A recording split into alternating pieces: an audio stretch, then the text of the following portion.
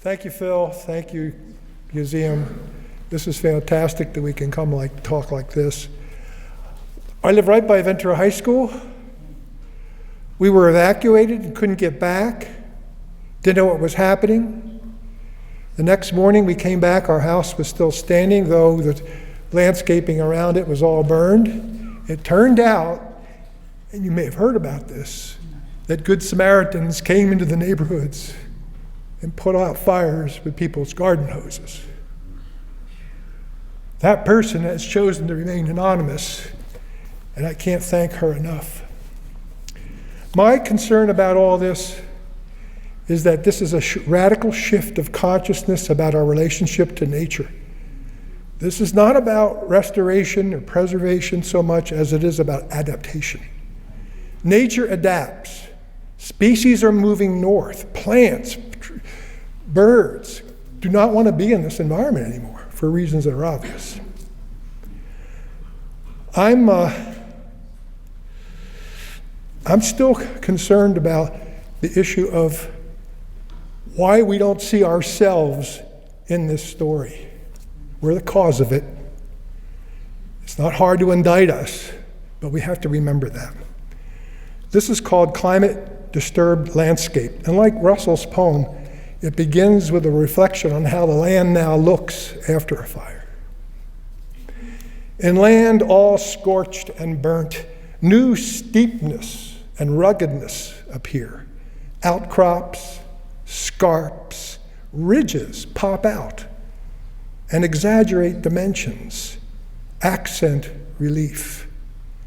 Gullies, barrancas, hillocks emerge with remnants of homeless camps, fire pits, glass bottles, discarded appliances, vehicle hulks.